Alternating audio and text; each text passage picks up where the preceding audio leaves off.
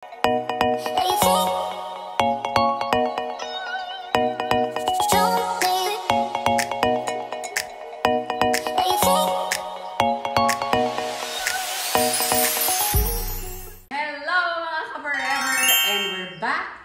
sa vlog ko, ay ipapakita ko sa inyo ang aking travel bag essential. Ito na pala, naka-ready na sila.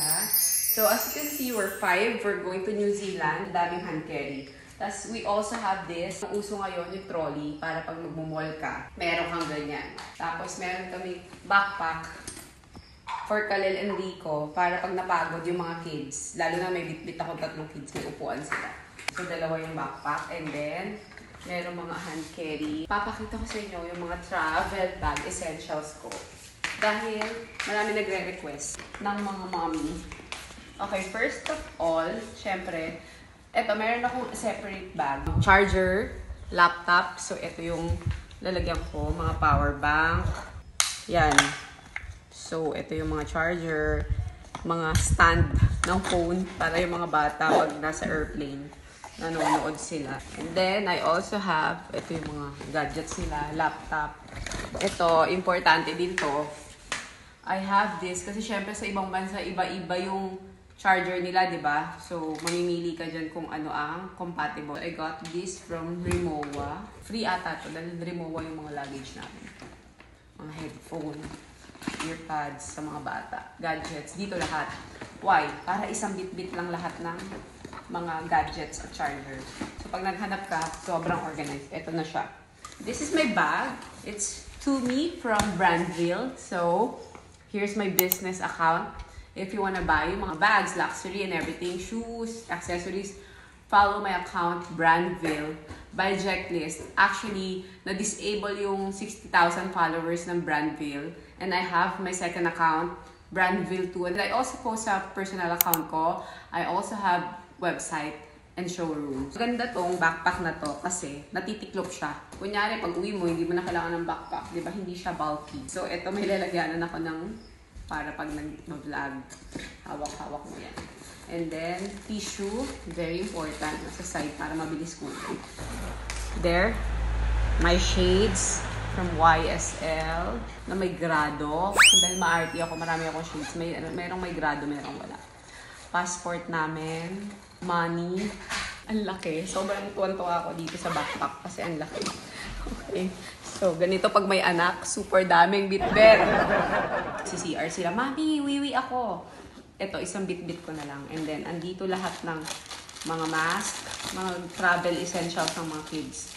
Suklay, perfume, lip balm, essential oil, efficacent oil. Pag nasa airplane ako, gustong-gusto ko yan. Ito yung mga gamit ng bata. Expandable towel. Ito yung para sa seat cover. Pag pupup sila or wiwiwi, lalagyan ko nito kasi syempre, maarte tayo. Ito, pang cleanse. Kapag walang water, cleansing spray. And then of course, mga toothbrush and toothpaste. So, ito naman, puro sa kids. Then, mosquito patches, vitamin C namin ni Rico, 1,000 mg, very important. Oh, you're here!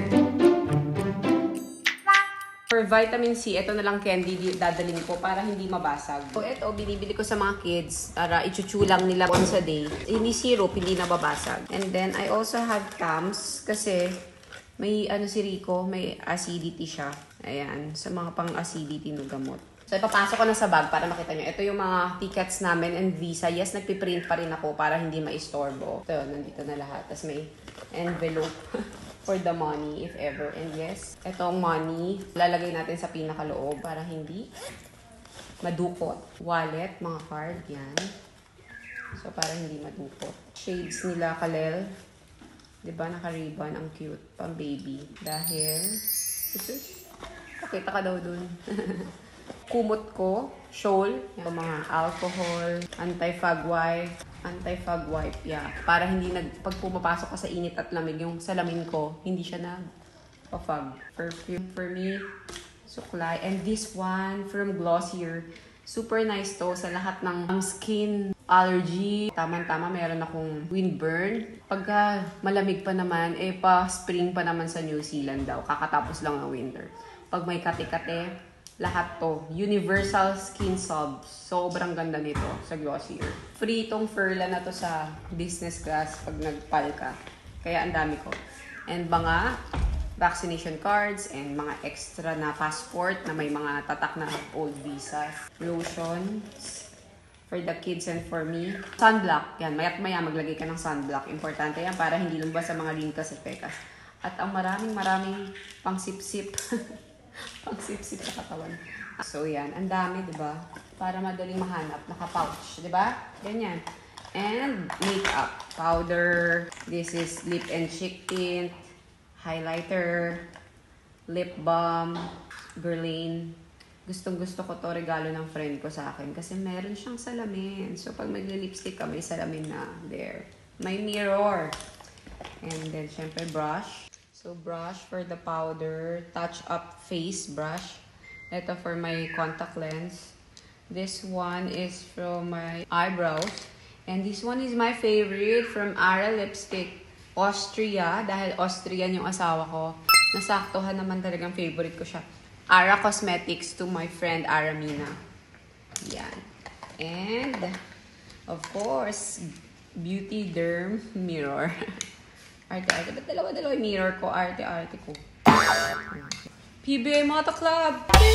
Oh, diba? Na-cup. Para laging merong cup. Kasi minsan magka-cup, minsan hindi. Bakit napili ko ang PBA Moto Club? Kasi para pagdating nila namin sa New Zealand, makikita nila agad kami. Powerful nitong bag na to. Kasi pag si CR sila, ito lang bibit-bitin ko sa CR. Diba? Hindi ko nabibit-bitin yung buong bag. Kapag nasa airplane kami. Oh. Yan siya. Tissue yung lagyan nila may tissue.